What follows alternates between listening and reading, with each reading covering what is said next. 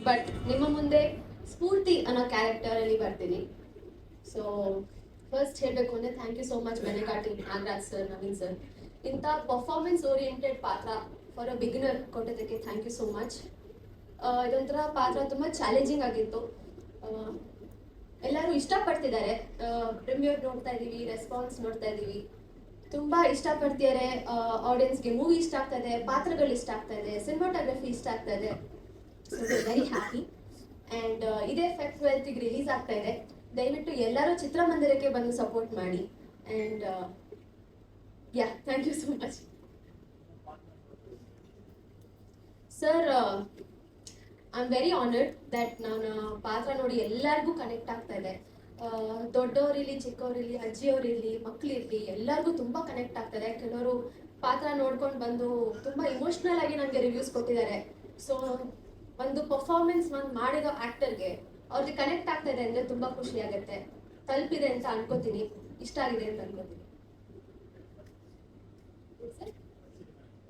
Sir heroine ಆಗಿ first cinema, but ಇದು ಎರಡನೇ ಸಿನಿಮಾ ಅಂತ ಹೇಳ್ತಾರೆ. Thank you so much. ಇದೆ 12ನೇ ತಾರೀಕಿಗೆ ಥಿಯೇಟರ್ಸ್ ಅಲ್ಲಿ ಬರ್ತಾ ಇದೆ. ನಾನು ಸಿನಿಮಾ ನಮ್ಮ ಪ್ರೀಮಿಯರ್ ಶೋ ಅಲ್ಲೇ ನೋಡಿದ್ದು, ಗೊತ್ತಿತ್ತು bits and pieces. But full cinema ನಾನು ಫಸ್ಟ್ ಇಲ್ಲಿ ಬೆಂಗಳೂರಲ್ಲಾದ ಫಸ್ಟ್ ಪ್ರೀಮಿಯರ್ ಶೋ ಅಲ್ಲಿ ನೋಡಿದ್ದು. ನಾನು ನಿಜವಾಗ್ಲೂ ಅನ್ಕೊಂಡಿರ್ಲಿಲ್ಲ ಇಷ್ಟು ಚೆನ್ನಾಗಿ ಸಿನಿಮಾ ಬಂದಿದೆ ಅಂತ. ಬಿಕಾಸ್ ನಾವೆಲ್ಲ ವೆಯ್ಟ್ ಮಾಡ್ತಾ ಇದ್ವಿ, ಯಾವಾಗ ರಿಲೀಸ್ ಆಗುತ್ತೆ ಅಂತ. ನಂಗೆ ಗೊತ್ತಿತ್ತು ಸಿನಿಮಾ ತುಂಬ ಚೆನ್ನಾಗಿದೆ. ಬಿಕಾಸ್ ನಾಗರಾಜ್ ಸರ್ನ ವಿಷನ್ ಕ್ಲಿಯರ್ ಇತ್ತು ದಟ್ ನನಗೆ ಸಿನಿಮಾ ಇದೇ ಥರ ಬೇಕು ಅಂತ. ಬಟ್ ಸ್ಕ್ರೀನ್ ಮೇಲೆ ನೋಡಿದಾಗ, ಔಟ್ಪುಟ್ ನೋಡಿದಾಗ ತುಂಬ ಖುಷಿ ಆಯಿತು. ಸ್ಪೆಷಲಿ ಒಂದಕ್ಕಿಂತ ಒಂದು ಮೀರಿಸುವಂಥ ಸಾಂಗ್ಸ್ ಕೊಟ್ಟಿದ್ದಾರೆ. BGM ವೆನು ಸರ್ ಕೊಟ್ಟಿದ್ದಾರೆ, ತುಂಬ ಬ್ಯೂಟಿಫುಲ್ ಆಗಿ ಮಾಡಿದ್ದಾರೆ. ಆ್ಯಂಡ್ ಹಾಲೇಶ್ ಸರ್ ವರ್ಕ್ ಅಂತೂ ಎಲ್ಲರಿಗೂ ಗೊತ್ತು.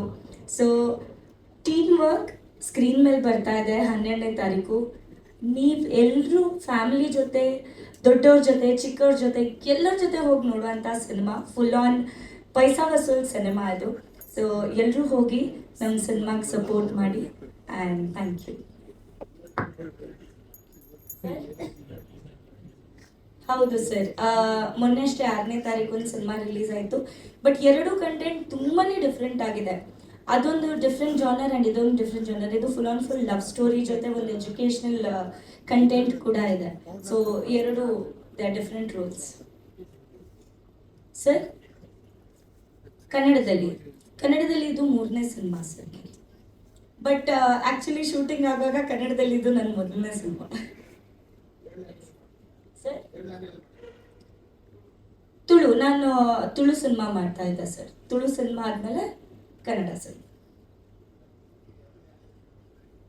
ಇದು ಕನ್ನಡದಲ್ಲಿ ಬರ್ತಾ ಇದೆ ಸರ್, ಕನ್ನಡದಲ್ಲಿ ಬರ್ತಾ.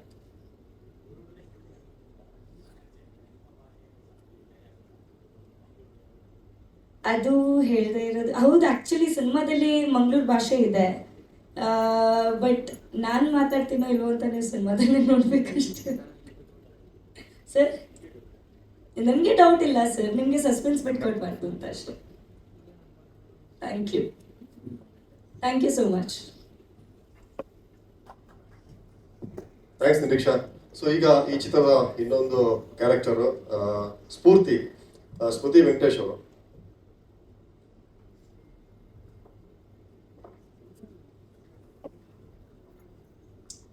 ಅವರಿಂದ ಹೇಳ್ತೀವಿ ಪ್ರೊಡಕ್ಷನ್ ಟೀಮ್ಗೆ, ಮತ್ತು ನಮ್ಮ ಪ್ರೊಡಕ್ಷನ್ ಮ್ಯಾನೇಜರ್ ಮಹಾಂತೇಶ್ ಕೂಡ ಇದ್ದಾರೆ. ಸೊ ಎಂಟೈರ್ ಒಂದು ಟೆಕ್ನಿಕಲ್ ತಂಡಕ್ಕೆ ನಮಗೆ ಸಪೋರ್ಟಿವ್ ಆಗಿ ನಿಂತಿದ್ದಕ್ಕೆ ತುಂಬ ಧನ್ಯವಾದಗಳು. ಎಷ್ಟೋ ಸರಿ ನಮ್ಮ ಶೂಟಿಂಗ್ನ ಆನ್ ಟೈಮ್ ಮುಗಿಸ್ತಾ ಇರಲಿಲ್ಲ. ಹಾಲೇಶ್ ಅವರು ತುಂಬ ಸರಿ ನಮ್ಮ ಜಗಳ ಆಡ್ತಾ ಇದ್ರು. ಸೊ ಆದರೂ 7-7:30 ತನಕನೇ ಜಾಸ್ತಿ ನಮ್ಮ ಶೂಟ್ಗಳು ಮುಗಿದಿರೋದು. ಸೊ ಅದಕ್ಕೆ ತುಂಬ ಕೋಆಪ್ರೇಟ್ ಮಾಡಿದ್ದಾರೆ. ತುಂಬ ಥ್ಯಾಂಕ್ಸ್ ಹಾಲೇಶ್. ಇವಾಗ ವಿನೋ ಅವರು ಅಷ್ಟೇ ತುಂಬ ಎಫರ್ಟ್ಸ್ ಹಾಕಿ ಹಗಲು ರಾತ್ರಿ ಕಷ್ಟಪಟ್ಟು ಮ್ಯೂಸಿಕ್ ಮಾಡಿದ್ದಾರೆ, ಕಷ್ಟಪಟ್ಟು ಇಷ್ಟಪಟ್ಟು ಮಾಡಿದ್ದಾರೆ. ಸೊ ಹಾಗೂ ಈ ಚಿತ್ರದಲ್ಲಿ ಆ್ಯಕ್ಟ್ ಮಾಡಿರುವಂಥ ಎಲ್ಲ ನಾಗಾಭರಣ ಆಗಿರ್ಬೋದು, ಸ್ವಾತಿ ಮತ್ತು ಸಂಗೀತ ಅವರು, ಆಮೇಲೆ ರಘು ಸೀರುಂಡೆ, ಇನ್ನೊಬ್ರು ಮಾನ್ಸಿ ಸುಗೀರು, ಭೋಜಾಜ್ ವಾಮಂಜೂರು. ಸೊ ಎಲ್ಲ ಒಂದು ದೊಡ್ಡ ದೊಡ್ಡ ಆರ್ಟಿಸ್ಟ್ಗಳವರಲ್ಲ. ಸೊ ನಮ್ಮ ಒಂದು ಹೊಸ ತಂಡದ ಜೊತೆಗೆ ಅವ್ರು ಕೈ ಜೋಡಿಸಿ, ನನಗೆ ಸಿನಿಮಾದ ಪ್ರೋಸೆಸ್ಸೇ ಗೊತ್ತಿದ್ದಿಲ್ಲ. ಸುಮ್ಮನೆ ಎಂಟ್ರ್ ಆದ್ವಿ, ಏನೋ ಮಾಡೋಣ ಟ್ರೈ ಮಾಡೋಣ ಅಂತೇಳಿ. ತುಂಬ ಚಿಕ್ಕದಾಗಿ ಅಂತ ಮಾಡಿದ್ವಿ, ಅದು ಬೆಳೀತಾ ದೊಡ್ಡದಾಯ್ತದು. ಸೊ ತುಂಬ ಖುಷಿ ಇದೆ. ಜನರ ಒಂದು ಫೀಡ್ಬ್ಯಾಕ್ಸು ನಾವು ಮಾಡಿದ್ದಕ್ಕೆ ಒಂದೇನೋ ಸಾರ್ಥಕ ಅನಿಸ್ತು. ಅಂದರೆ ಕೊಟ್ಟರೆ ಒಂದು ಒಳ್ಳೆ ಸಿನಿಮಾ ಕೊಡಬೇಕಂತ ತುಂಬ ಆಸೆ ಇತ್ತು. ಸೊ ಅದು ಇವತ್ತು ನಮಗೆ ಕೊಟ್ಟಿದ್ದೀವಿ. ಬಿಕಾಸ್ ತುಂಬ ವರ್ಷಗಳ ನಂತರ ಈ ರೀತಿಯ ಸಾಹಿತ್ಯ ಮತ್ತು ಸಂಗೀತ ಇರುವಂಥ ಚಿತ್ರ ಬಂದಿಲ್ಲ ಅಂತ ಜನಗಳು ಹೇಳಿದರು. ಸೊ ಮುಂಗಾರು ಮಳೆಯ ಫೀಲಲ್ಲಿ ತೇಲ್ಸತ್ತೆ ಅಂತ ಹೇಳ್ತಾ ಇದ್ರು. ಸೊ ಗೊತ್ತಿಲ್ಲ, ಅದು ಮಾಯಿಂದ ಸ್ಟಾರ್ಟ್ ಆಗುತ್ತೆ, ಇದು ಕೂಡ ಮರಳಿ ಮನಸ್ಸು ಮಾಯಿಂದ ಸ್ಟಾರ್ಟ್ ಆಗುತ್ತೆ. ಬಟ್ ಒಳ್ಳೇದಾಗಲಿ. ಈ ಟೀಮಲ್ಲಿ ಏನು ಕೆಲಸ ಮಾಡಿದ್ದಾರೆ ನಮ್ಮ ಅರ್ಜುನ್ ವೇದಾಂತ್ ಆಗಿರ್ಬೋದು, ಸ್ಮೃತಿ, ನಿರೀಕ್ಷಾ, ಸೊ ಅವರಿಗೆ ಒಂದು ಒಳ್ಳೆ ಫ್ಯೂಚರ್ ಸಿಗಲಿ ಆ್ಯಕ್ಟ್ ಮಾಡಿದವರಿಗೆ. ಮತ್ತು ಫಸ್ಟ್ ಟೈಮ್ ಏನು ಡೈರೆಕ್ಷನ್ ಮತ್ತು ಅಸೋಸಿಯೇಟ್ ಡೈರೆಕ್ಟರ್ ಆಗಿರ್ಬೋದು, ಲಿರಿಕ್ಸ್ ಬರ್ತಿದ್ದಾರೆ, ಅವ್ರಿಗೆ ಒಂದು ಒಳ್ಳೆ ಅವಕಾಶ ಸಿಗಲಿ. ಸೊ ಕೊನೆಯದಾಗಿ ನಾನು ಇಂಡಸ್ಟ್ರಿಗೆ ಹೇಳ್ಬೋದು ಎಲ್ಲರೂ ಕೂಡ ಟೆಕ್ನಿಕಲಿ ಡೈರೆಕ್ಟ್ರು ಅವರೆಲ್ಲ ಒಂದೇನೋ ಸಿಕ್ತು ಅಂತ. ಬಟ್ ನನಗೇನಕ್ಕೆ ಬಂದೆ ಅಂತ ಕೇಳ್ಬೋದು ಎಲ್ಲರೂ ಕೂಡ. ನಾನು ಆ್ಯಕ್ಚುಲಿ ಪ್ರೊಡ್ಯೂಸರ್ ಆಗಬೇಕಂತ ಬರಲಿಲ್ಲ. ಸೊ ನಾನೇನೋ ಒಂದಿಷ್ಟು ಸಾಹಿತ್ಯ ಬರೆಯೋಣ ಅಂತ ಬಂದೆ. ಅದು ನಮ್ಮ ಟೀಮಲ್ಲಿ ನಾವೊಂದಿಷ್ಟು ಜವಾಬ್ದಾರಿನ ಡಿವೈಡ್ ಮಾಡ್ಕೊಂಡಾಗ ನಾನು ಆಗಲೇಬೇಕಿತ್ತು ಒಂದು ಪ್ರೊಡ್ಯೂಸರ್ ಆಗಿ. ಸೊ ಹಾಗಾಗಿ ನಾನು ಬಂದೆ. ಆಮೇಲೆ ನಾನು ಈ ಇಂಡಸ್ಟ್ರಿ ಬರೋಕ್ಕೆ ಬಿಗ್ಗೆಸ್ಟ್ ಇನ್ಸ್ಪಿರೇಷನ್ ಅಂದರೆ ಅದು ದರ್ಶನ್ ಅವರು, ನಟ ಚಾಲೆಂಜರ್ ದರ್ಶನ್. ಸೊ 25 ವರ್ಷದ ಅವರ ಮೇಲೆ ಅಭಿಮಾನ ಇವತ್ತು ನನ್ನನ್ನು ಈ ಒಂದು ಕನ್ನಡ ಫಿಲ್ಮ್ ಇಂಡಸ್ಟ್ರಿಗೆ ತೊಗೊಂಬಂದಿದೆ. ಸೊ ಇವತ್ತೇ ನಾನು ಇಂಡಸ್ಟ್ರಿ ಬಂದಿದ್ದೀನಿ ಬಿಕಾಸ್ ಆಫ್ ಹಿಮ್. ಓಕೆ, ಅವರ 25 ವರ್ಷದ ಜರ್ನಿ ನಾನು ಫಾಲೋ ಮಾಡ್ಕೊತ ಬಂದಾಗ ಅವರ ಚಿತ್ರಗಳನ್ನು ಫಸ್ಟ್ ಶೋ ನೋಡಿ ನಾನು ಬಂದಂಥವನು. ಸೊ ಇವತ್ತು ನಮ್ಮ ಜೊತೆಗಿಲ್ಲ, ಅಂದರೆ ಅವ್ರ ಜೊತೆಗೆ ನಾವು ಇದ್ಬಿಟ್ಟು ಒಂದು ಟ್ರೈಲರ್ ಲಾಂಚ್ ಮಾಡಬೇಕು ಅಂತ ತುಂಬ ಆಸೆ ಇತ್ತು. ಸೊ ಅದು ಈಡೇರಿಲ್ಲ. ಬಟ್ ಡೆಫಿನೆಟ್ಲಿ ಅವ್ರು ಬಂದಮೇಲೆ ಅವ್ರ ಜೊತೆಗೆ ಸಿನಿಮಾ ನೋಡೋವಂಥ ಭಾಗ್ಯ ನನಗೆ ಸಿಗಲಿ ಅಂತ ನಾನು ತುಂಬ ಖುಷಿ ಪಡ್ತೀನಿ. ಸೊ ಎಲ್ಲ ಈ ಒಂದು ಪತ್ರಿಕಾ ಸಂಪರ್ಕ PR ಸುಧೀಂದ್ರ ವೆಂಕಟೇಶ್ ಮತ್ತು ಅವರ ಬ್ರದರ್ಸ್ ಮತ್ತು ಪವನ್ ಅವರು ನಮಗೆ ಡೇ 1 ಇಂದನೂ ಕೂಡ ಇದೇ March 8th ನಾವಿಲ್ಲಿ ಫಸ್ಟ್ ಸಾಂಗ್ನ ರಿಲೀಸ್ ಮಾಡಿದ್ವಿ. ಸೊ ಅಲ್ಲಿಂದ ಇಲ್ಲಿವರೆಗೆ ಅವರು ಕೂಡ ತುಂಬ ಸಪೋರ್ಟಿವ್ ಆಗಿ ನಮಗೆ ನಿತ್ಯ ಸುಧೀಂದ್ರ ವೆಂಕಟೇಶ್ ಅವರು. ಆ ಟೀಮ್ಗೆ ಧನ್ಯವಾದಗಳು ಹಾಗೂ ಎಲ್ಲ ಮೀಡಿಯಾದವರಿಗೆ. ಸೊ ದಯವಿಟ್ಟು ಈ ಒಂದು ಸಿನಿಮಾ ಬಗ್ಗೆ ಆಮೇಲೆ ಸರ್ ಒಂದು ಕ್ವಶನ್ ಕೇಳಿದ್ರು ಸರ್, ಪ್ರೀಮಿಯರ್ ಬಗ್ಗೆ. ಸರ್ ನಮಗೆ ಏನು ಈ ಕಾನ್ಸೆಪ್ಟ್ ಮಾಡಿದ್ದು ಅಂತ ಹೇಳಿದ್ರೆ 12ನೇ ತಾರೀಕು ಎಕ್ಸಾಮು.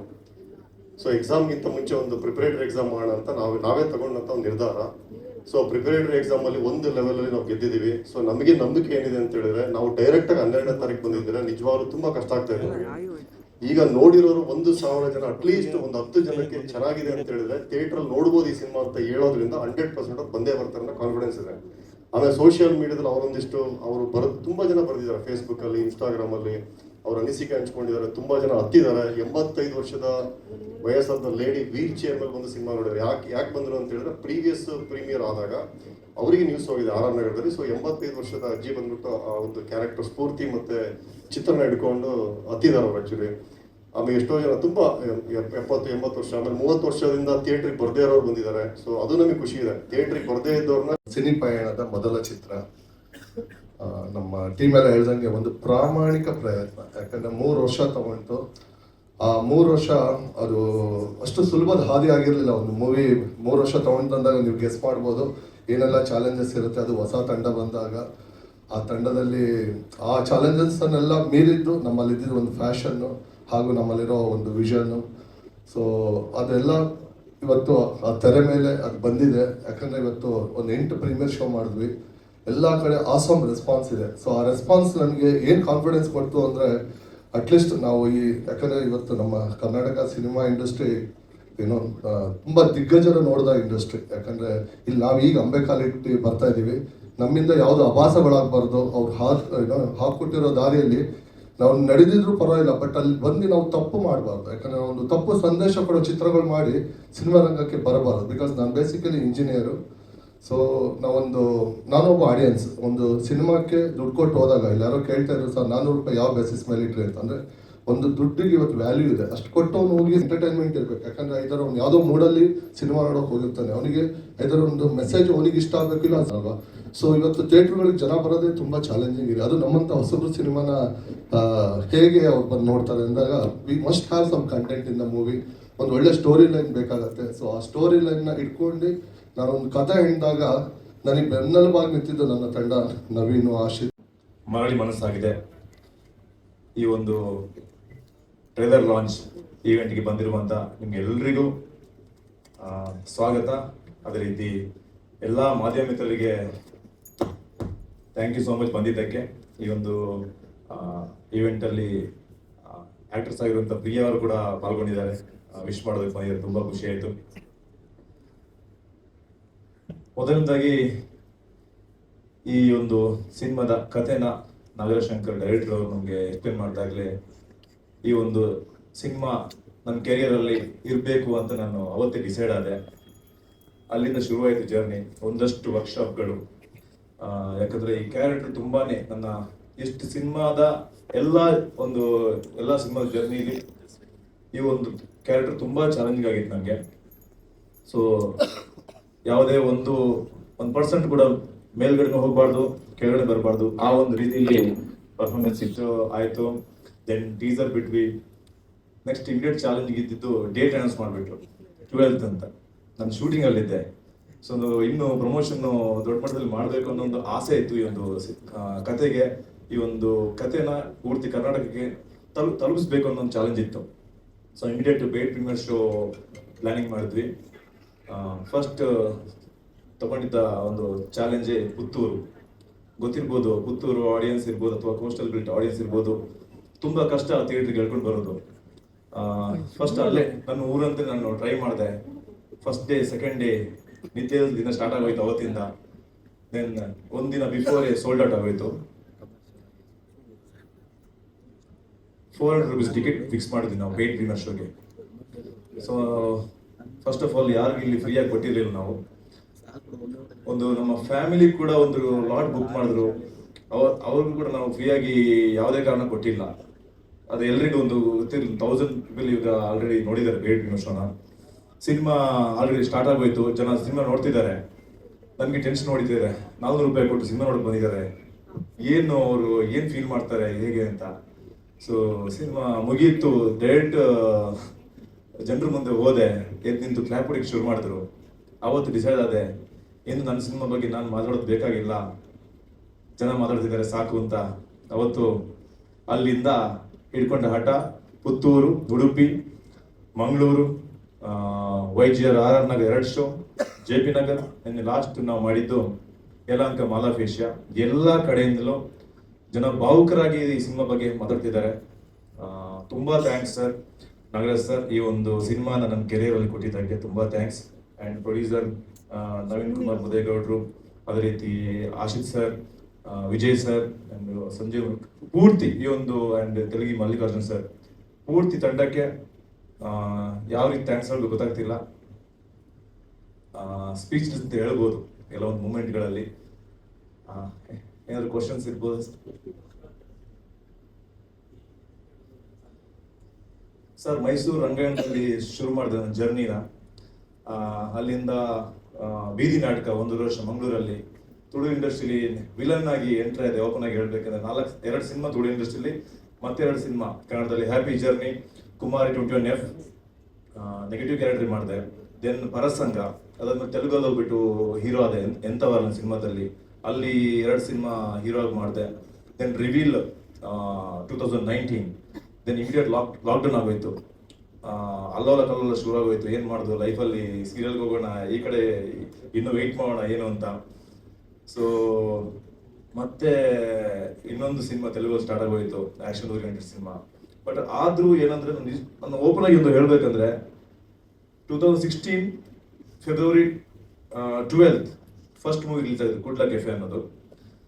10 ವರ್ಷ ಆದ್ಮೇಲೆ 2026 February 12th ಮತ್ತೆ ಈ ಸಿನಿಮಾ ನನ್ನ ಲೈಫಲ್ಲಿ ರಿಲೀಸ್ ಆಗ್ತಾ ಇದೆ. ಇಷ್ಟು ವರ್ಷದಲ್ಲಿ ಕೂಡ ನಾನು ಓಪನ್ ಆಗಿ ಹೇಳ್ಬೇಕು, ನನ್ನ ಮನೆಯವ್ರನ್ನು ಕೂಡ ನನ್ನ ಸಿನಿಮಾ ಹೋಗ್ಬಿಟ್ಟು ನೋಡಿ ರಿಕ್ವೆಸ್ಟ್ ಮಾಡಿದ್ರು, ಯಾವ್ದು ಮಾಡಿಲ್ಲ. But for the first time ಈ ಒಂದು ಸಿನಿಮಾಗೆ ಹೋಗ್ಬಿಟ್ಟು ರಿಕ್ವೆಸ್ಟ್ ಮಾಡಿದೆ, ದಯವಿಟ್ಟು ನೋಡ್ಲೇಬೇಕು ಎಲ್ರು ಅಂತ. ಒಂದು ಫ್ಯಾಮಿಲಿ ಆಡಿಯನ್ಸ್ಗೆ ಒಂದು ಒಳ್ಳೆ ಒಂದು ಸಿನಿಮಾ ಕೊಡ್ಬೇಕು, ಅವ್ರಿಗೆ ಕನೆಕ್ಟ್ ಆಗ್ಬೇಕಂತ ಒಂದು ಜರ್ನಿ ಇತ್ತು ಸರ್, ಕನಸಿತ್ತು. ಅಲ್ಲಿಂದ ಇವತ್ತು ಅದು ಫುಲ್ಫಿಲ್ ಆಗಿದೆ ಅಂತ ಅನ್ಕೊಂಡಿದ್ದೀನಿ ನಾನು. ಏನ್ ಸರ್, ಇವಾಗ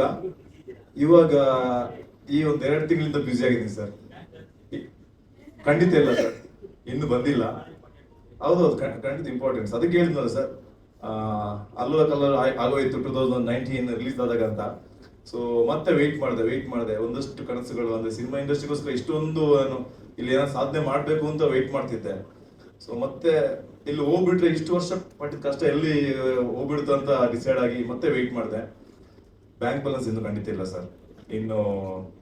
ಆದ್ರೆ ಇನ್ನೊಂದಷ್ಟು ಸಿನಿಮಾಗಳು ಇವಾಗ ಕಾಲ್ಸ್ ಬರ್ತಾ ಇದೆ, ಈ ಒಂದು paid premiere show. And especially ಅನ್ಸಿದ್ದು ಆಕ್ಟಿಂಗ್ ಅಲ್ಲಿ, ಪ್ರೀವಿಯಸ್ ಸಿನಿಮಾ ನೋಡಿದಾಗ ನಾನು ನೋಡ್ಕೋತಿದ್ದೀನಿ, ನಾನು ಎಲ್ಲಿದ್ದೀನಿ ಅನ್ನೋ ಫೀಲ್ ಬರ್ತಾ ಇತ್ತು. ಬಟ್ ಫಸ್ಟ್ ಟೈಮ್ ಈ ಸಿನಿಮಾದಲ್ಲಿ ನನಗೆ ಆ ಥರ ಅನಿಸ್ಲಿಲ್ಲ. ವಿಕ್ಕಿ ಅಂದ್ರೆ ವಿಕ್ಕಿನೇ ಅಲ್ಲಿದ್ದಾನೆ ಅಂತ ಅನ್ಕೋತಿದ್ದೀನಿ ನಾನು. ಸೊ ಆ ಒಂದು ಫೀಲ್ ಇದೆ ಸರ್. ಯಾವ್ದ್ರಲ್ಲಿ ಸರ್? ಖಂಡಿತ ಇಲ್ಲ ಸರ್, 4 ಶೇಡಲ್ಲಿ ನಿಂತಲ್ಲಿ. Yes, first time without beard ದಯವಿಟ್ಟು ಫೋರ್ಸ್ ಮಾಡಿದ್ದಕ್ಕೆ ಆ ಕ್ಯಾರೆಕ್ಟರ್ ಚಾಲೆಂಜಿಂಗ್ ಕೂಡ ಇತ್ತು. ಅಂದ್ರೆ ರಿಕ್ವೆಸ್ಟ್ ಮಾಡ್ಕೊಂಡಿದ್ದೆ, ಸರ್ ಬೇಡ ಸರ್ ಒಂಚೂರಾದ್ರೂ ಇಡೋಣ, ನಾನು ಯಾವತ್ತು ಕಾಣಿಸ್ಕೊಂಡಿಲ್ಲ ಅಂತ. ಇಲ್ಲ ಮಾಡಲೇಬೇಕು ಅಂತ ಅಲ್ಲಿ ಡಿಸೈಡ್ ಆಗಿ ಅಲ್ಲಿಂದ ಶುರುವಾಗೋಯ್ತು ಸರ್ ಈ ಸಿನಿಮಾದಲ್ಲಿ. Yes sir.